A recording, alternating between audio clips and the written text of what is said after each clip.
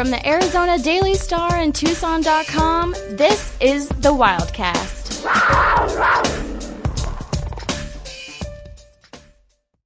Thanks for listening to another episode of the Wildcast podcast. Justin Spears here with Michael Lev and Alec White. We're talking all things Arizona spring football leading up to the spring football game this Saturday at Arizona Stadium at noon. And Lev's been out there for pretty much every single practice, right? All perfect attendance so far. Perfect attendance for you. So free haircut at the new barbershop for you. Did Jed Fish float out an incentive this year? Because he did one during training camp in the fall. But no, he hasn't said anything about it. I'm going to have to remind him, I think, on Saturday that I had perfect attendance and see what he says. I feel like I got to get something out of this. You made it personal, Lev. I did, and I will. All right, so we're just going to have just a roundtable discussion on what we've seen out of the Arizona Wildcats during the spring football practice, some other tidbits as we approach the spring football game. Once again, it'll be a former Wildcat versus a former Wildcat. There will be two honorary coaches. Tedy Bruschi, who's got a senior advisory role, he will come back and be another honorary coach. Unfortunately, Rob Gronkowski is hosting the Kids' Choice Awards on Nickelodeon, so he won't be in attendance because that is the same day as the spring game. Instead, the honorary coach will be Lance Briggs, former Arizona linebacker, former Chicago Bear. And he's going to be the other coach. I know Adia Barnes is also going to be a coach in there, Mike Candrea. So there's going to be a lot of Arizona legends on the sidelines at Arizona Stadium for the spring game. But, you guys have been out there to a handful of practices. I went to the Saturday scrimmages, so I'll provide my takeaways. But just what do you guys think about the new Arizona Wildcats? Because there's a lot of new faces out there and a lot of new players that could really make an impact for the 2022 season. Yeah, I think the team is definitely better than last year's version for a couple reasons. And one is that they've upgraded the talent at many positions through their recruiting class and their transfer portal additions. It's very evident at quarterback, wide receiver, just to name two. Running back is a deep position as well.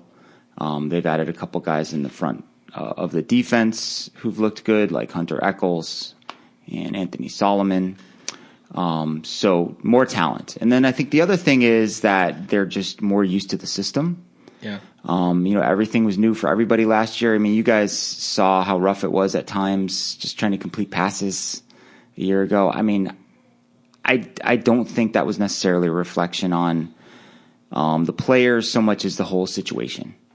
Just like radically different system, pro style, different verbiage, playing under center, play action, bootlegs, like all these things that aren't really part of a common spread system. There is play action, but you don't turn your back to the defense. They don't have those hard bootleg plays. And that takes a lot of adjustment. Playing under center for the quarterback, that's a big adjustment. And it was rough a year ago. And you saw over the course of last season, like how much more comfortable Will Plummer looked in the second half. I feel like everybody, even the new guys, they look more comfortable in the system this year compared to last year. And that's another reason that I have some optimism about them for this year.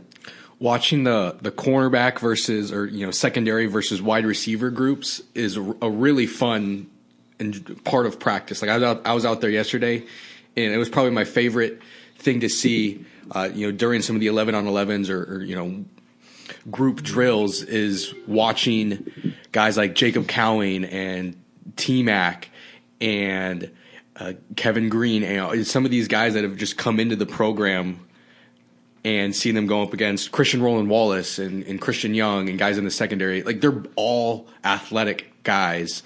The wide receivers are taller. You can see the improved strength in the members of the secondary. It's a battle out there, and it's really cool to watch when you've got more talent at quarterback with Jane DeLaura and Noah Fafita being able to dish the ball out, because now you're seeing, on top of the secondary battles, you're seeing really good ball placement And there were a couple of really great throws yesterday, to the back of the pylon by Delora, by Fafita, and just the efficiency of practice and the offense and the way the defense competes. You can just tell it's a much more competitive group. And Lev, you covered USC football for several years. Yes. You know what high-profile Division I talent looks like. I mean, it seems like Arizona's got more of those kind of dudes than they've had in years past. Yeah, ever since you got here in 2016. Yeah, Hunter Echols came from USC. Yeah, that's one. Tia Savea and DJ Warnell came from UCLA. So there's kind of a direct pipeline that they've established via the transfer portal. Jaden Delora is an established Pac-12 starting quarterback. I've said this before about him, he has a profile that none of the guys had last year, right? Jordan McLeod had Division I starting experience, but he wasn't able to participate in spring.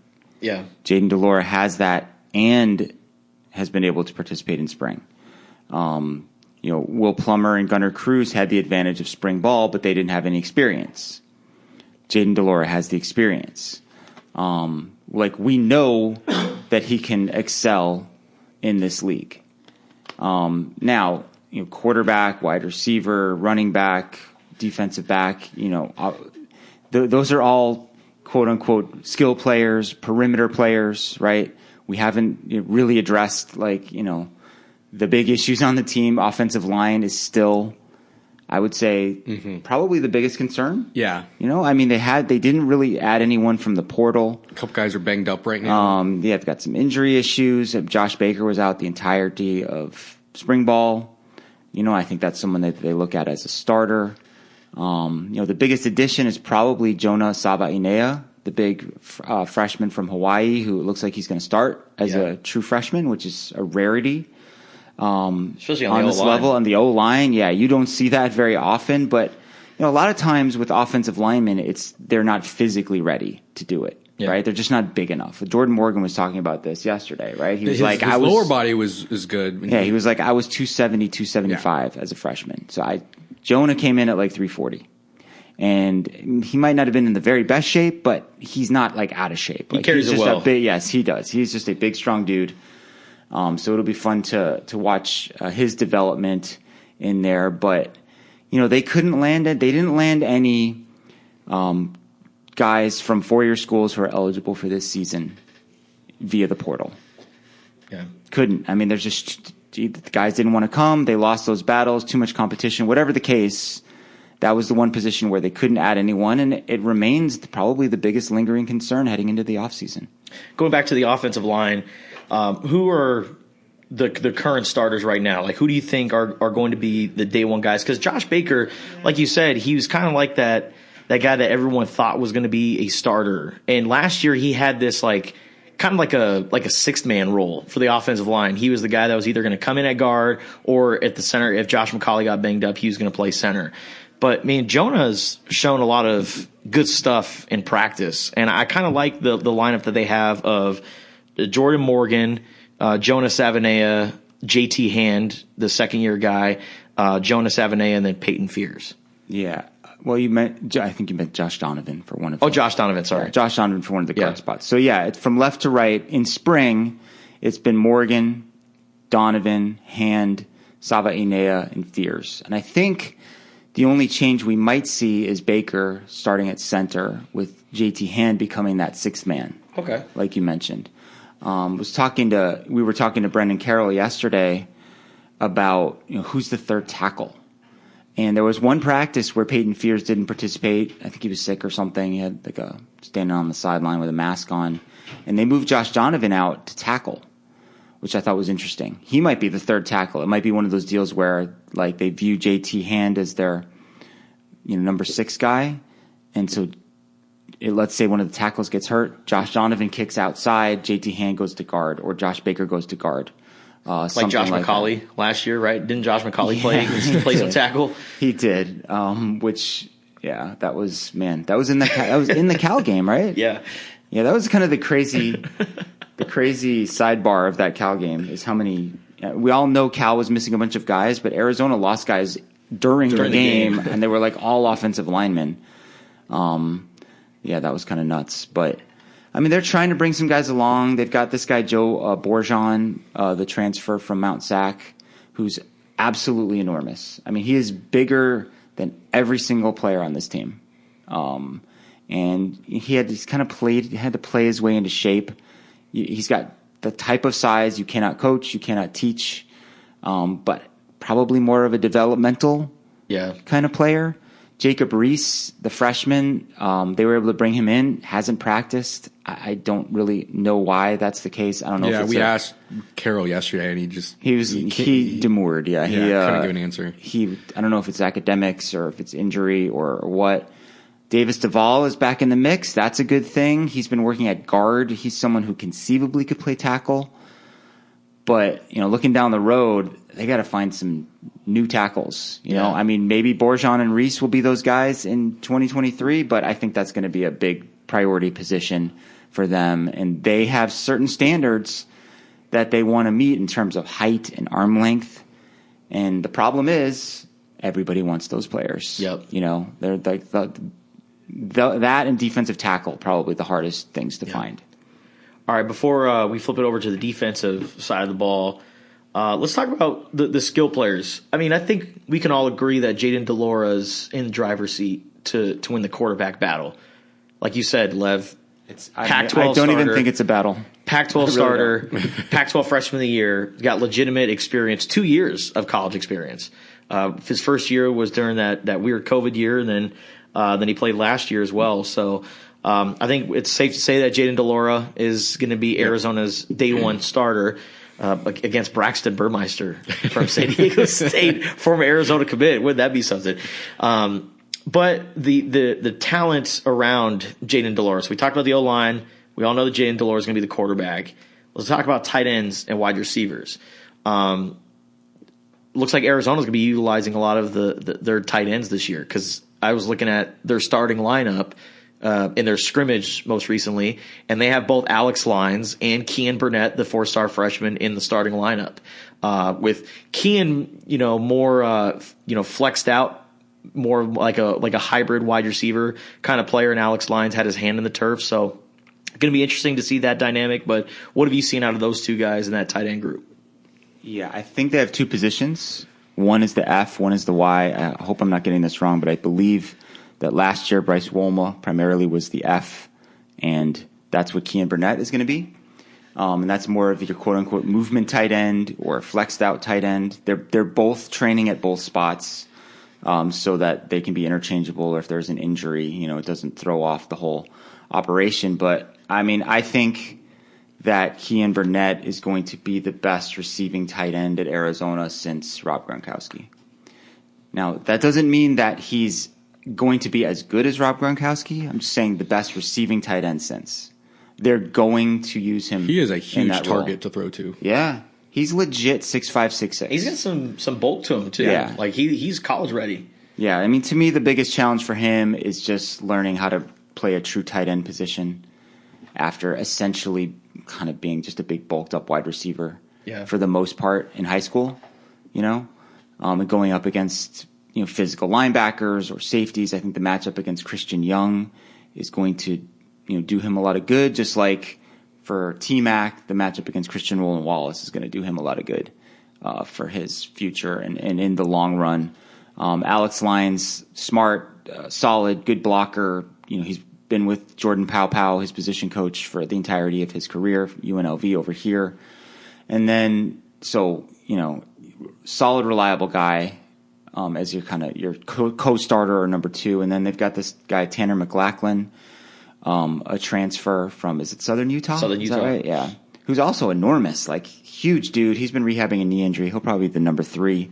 They got another one coming in. Isaiah Johnson has moved from linebacker to tight end. I think he's eventually going to be the Clay Markoff of 2022. I think he's more of body type, more of a fullback. I tweeted it. That's what I call the anti-Earl Mitchell. Yeah, right? Yeah, that's right. For those who don't know, Earl Mitchell began his career as a fullback, moved to defensive tackle, and then had a long NFL career. But good position. And I think people just want to see more balls go to the tight ends. There were talked it up so much last year, and there were 16 passes completed to tight ends. There were some plays last year where they split out Bryce Woma like on the outside by himself, and a lot of it sometimes was a diversion. Do you see Kean Burnett possibly having that sort of role where because we talk about just now him adjusting to be more of a traditional tight end?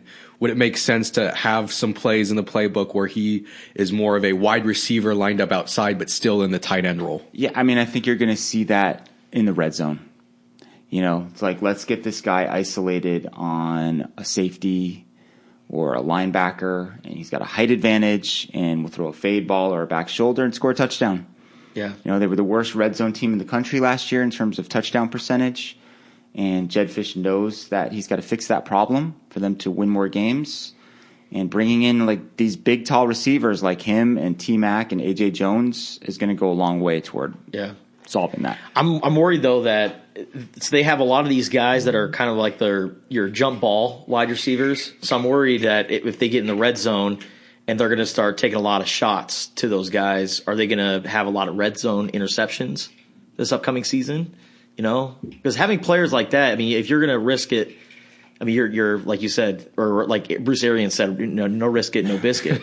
But you're also risking interceptions if you're throwing it to those guys. Yeah. Well, I think that's a couple things. That's ball placement. Okay, number one, if you throw that ball in the right spot, it's, you know, like the announcers always say, like only one guy can catch it, right? And that's your receiver, or it's incomplete. And the other thing is you got to put in the work over the course of the summer to master the timing and placement between the quarterback and those big receivers. And I'm sure that they're going to spend a lot of time doing that. Yeah. They also have some really good slot receivers, like Jacob Cowing. He was putting the moves on a lot of like, guys yesterday. He can make guys look bad. Yeah. Like he's that shifty and quick. Is he better than Stanley Berryhill? I think he's just a little faster version of Stanley. A little bit sturdier of a build. He's got a good first step. Yeah. Out of a break. Yeah, and Kevin Green looks really good. Anthony Simpson had a great practice yesterday. Dorian Singer. As well. Dorian Singer's kind of the forgotten man of the group, and I think he could easily end up leading the team in receptions or close to it. It'd probably be him or Jacob Cowing. So, I mean, listen, how many names did we just mention there? Yeah. At wide receiver. They've totally transformed that position. Didn't even mention Majon Wright. Yeah. Who's another guy who's I think he's going to be their leading mix. receiver this year. I wouldn't make that bet. No? No, I don't think so. No, I feel the guys we've are heard too good. we've heard Fish really hype on Majon Wright. He even said that he thinks that he could be an all Pac-12 receiver. Well, it's a testament to how they've upgraded the position that he's running with the twos net right now. Yeah. Like Dorian Singer, Jacob Cowing, and T-Mac are the top three. And, you know, I don't necessarily see that changing. And they got tons of impressive guys behind him. Jalen Johnson looks good in practice too. Really impressive group. And they're just bigger and faster. I think the blocking is going to be better too. That drove me nuts last year. Like every time they'd run a bubble screen, it was just like porous blocking. Very bad blocking. Yeah. You know, you're talking about flexing Wolma out. Sometimes they would do that just to get another blocker out there on those bubble screens. Well, and going back to like tight end production, we talk about like they only threw the ball, or there was only 16 receptions made by tight ends last year. They didn't really have anybody to throw them the ball. Like, no offense to Will Plummer or Gunnar Cruz, but I mean, there's a reason why. I mean, after the overhaul of talent this offseason, there's a reason why Will Plummer is kind of fourth on the depth chart, and Gunnar Cruz is fifth.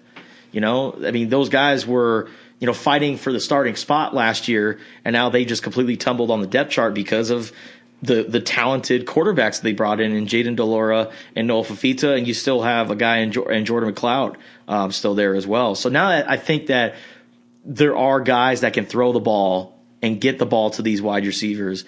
I think you're going to see a lot more out of the tight ends this year. I would like to think so. One of the best things about Jaden Delora is he's aggressive. You know, I mean, he's willing to take shots. He improvises too. He improvises. I think can't teach that. If you get the tight end running up the seam with a guy on him, Jaden Delora is not going to be afraid to put the ball up and let the guy make a play. and Noah Fafita is the same way. Like we were talking yesterday, like probably his biggest issue right now is like he doesn't have a changeup. Like everything is like a 95 mile per hour fastball. But you can see, man, that fastball he rips is something. it. Yeah. Great arm. Really good. Arizona's going to lead the Pac-12 in touchdowns and interceptions this upcoming year. It's going to be the Jameis Winston. And I'm here for it. The Wildcats. Would you take that trade-off? I think they led the league in interceptions last year. They didn't lead in touchdowns. That's for damn sure. No, and mine and probably the media's favorite player from spring camp at a position we haven't mentioned is Jonah Coleman. Running back. The freshman running back. Yeah, I came out yesterday and he was unfortunately working on the side. He got a little banged up during the scrimmage, but looks like a stud. He's got Maurice Jones-Drew legs. He does. He looks like the second coming of Maurice Jones-Drew. I mean, he's short, and he's like 5'8", 215, and he's quick, and no one can tackle him, and he can catch the ball.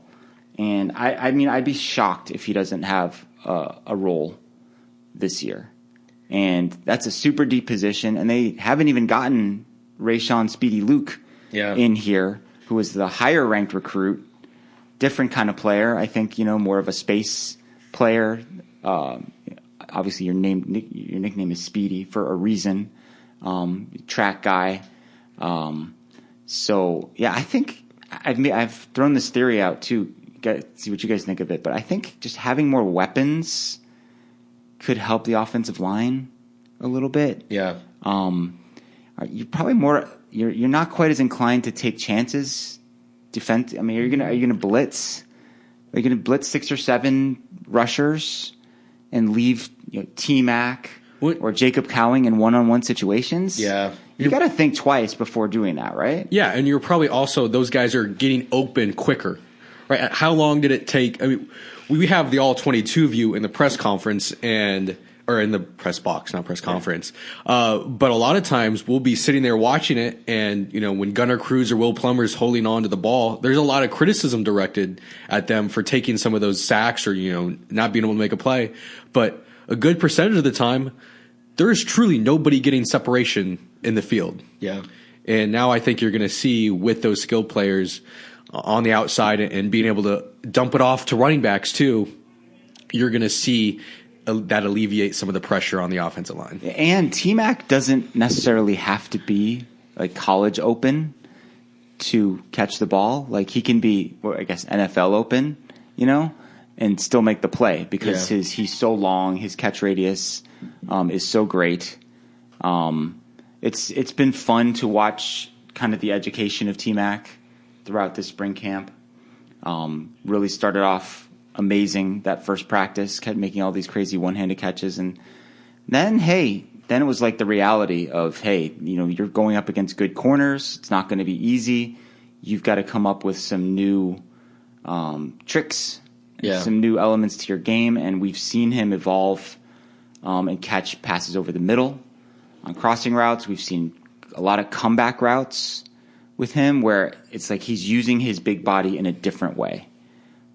So just a lot of fun weapons on the team this year. I think it's going to be a more enjoyable experience for the fans and certainly for Jed Fish, who was super frustrated that he could never get the offense going last season.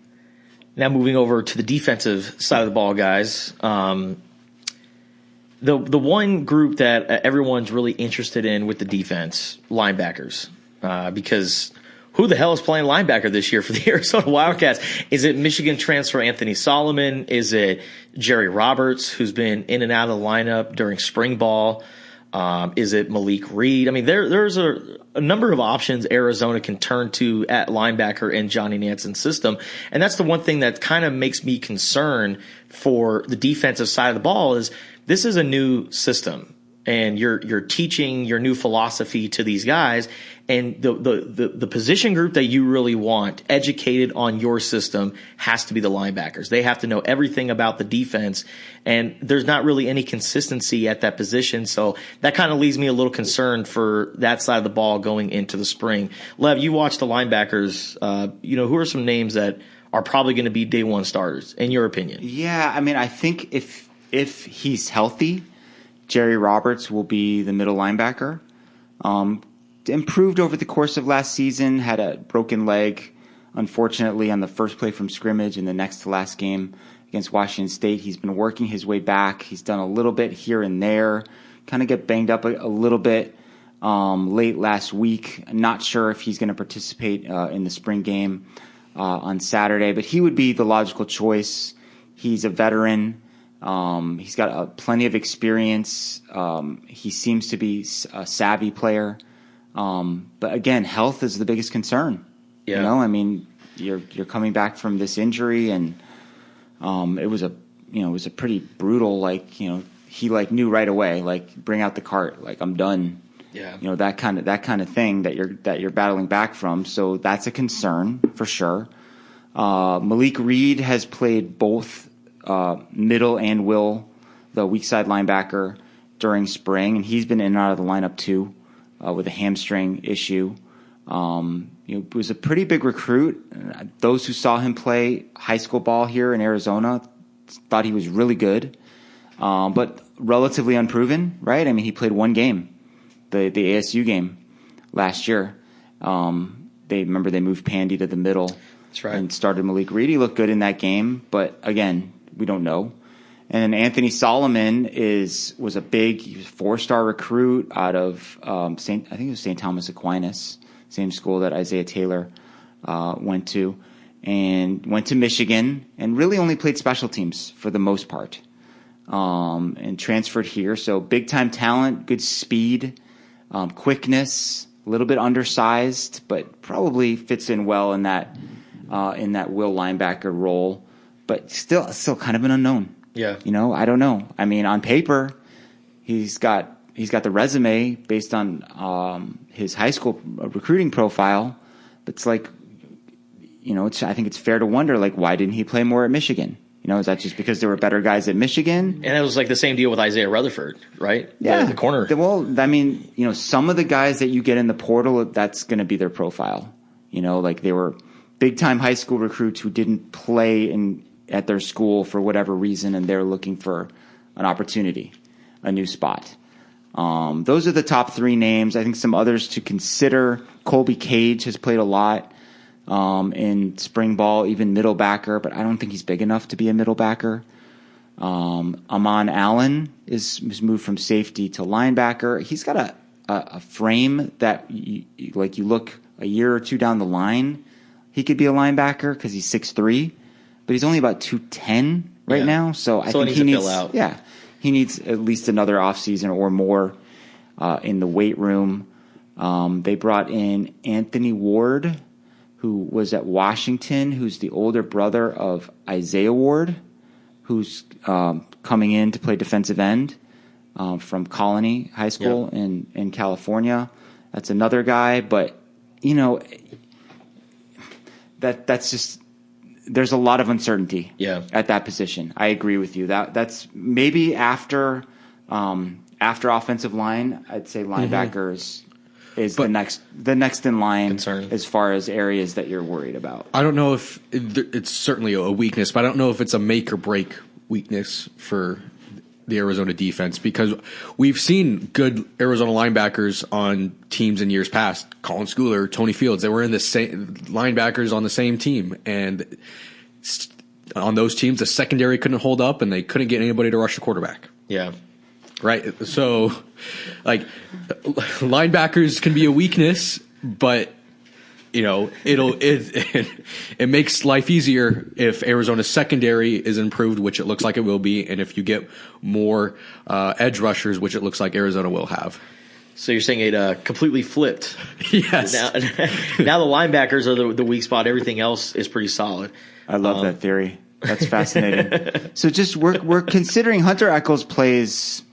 They're calling it the cat position. I mean, he stands up most of the time. It's like a Von Miller kind of role. Yeah, I mean, I think we're classifying him as a defensive end. So I think for the purpose of our discussion here, he's part of the defensive front, right? Yeah. He's a defensive lineman. Yeah. He's looked really good. Yeah. Like, really good. Like, he could be I think a possible breakout player this year, and it would really be helpful for the defense to have someone on the opposite side of Jalen Harris who can bring some heat on a consistent basis.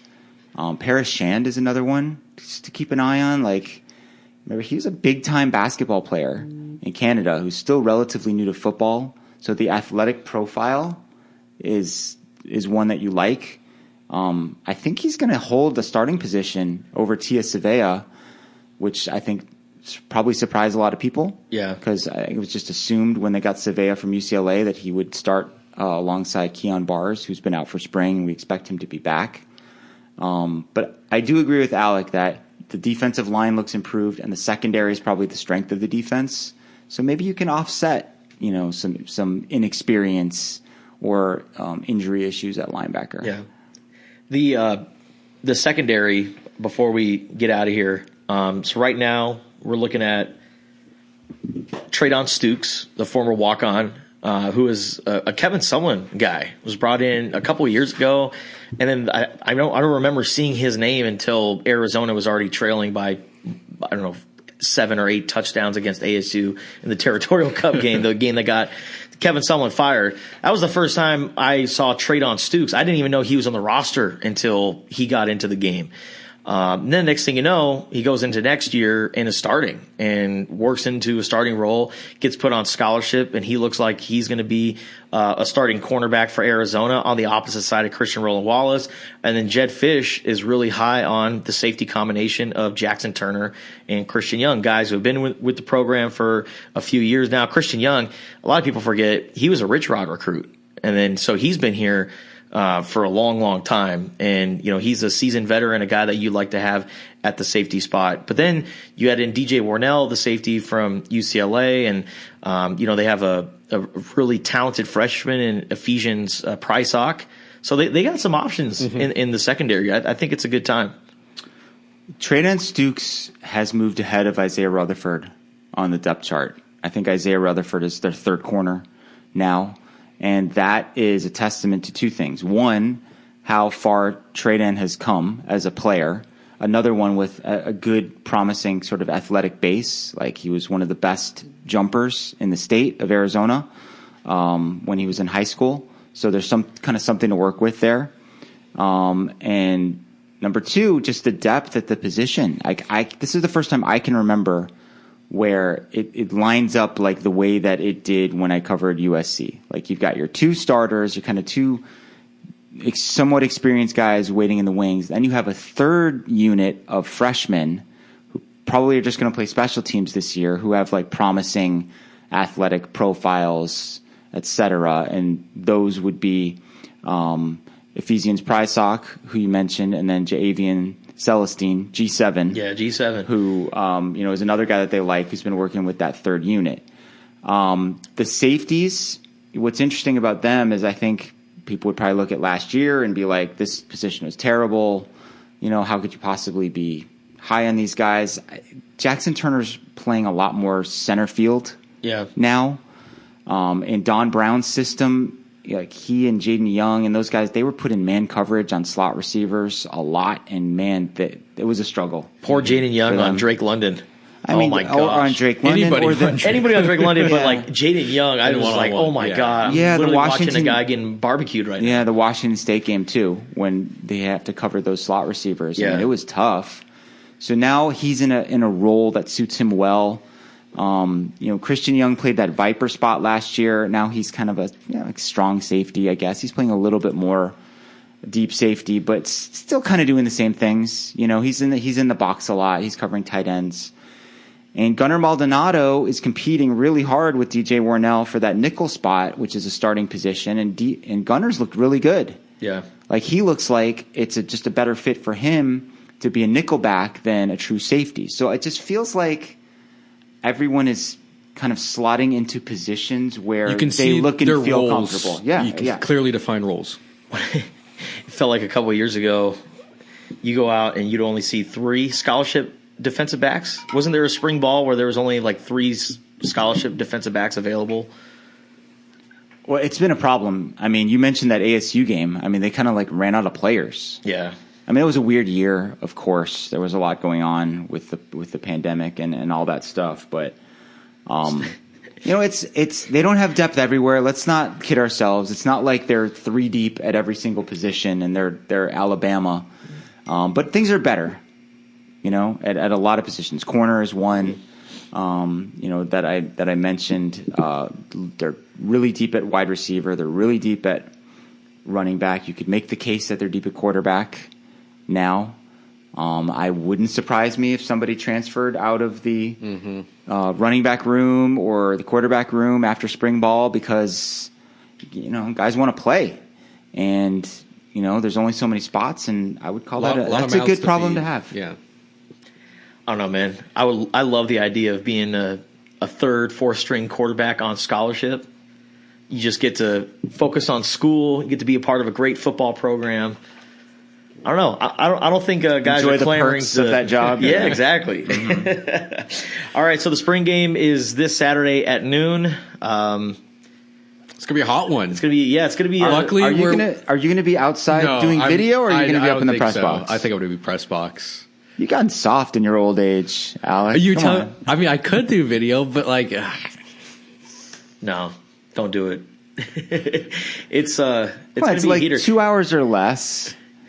It's going to be 88, 89 degrees. That's a cool breeze here in Tucson. Yeah. And that reminds me of Jaden Delora's comments from the other night when he said, the one thing I really had to adjust to, it's not school, it's not the new system under Jetfish, it's not any of that, it's the weather. He said, yeah, man, I'm sweating before we even start warm-ups.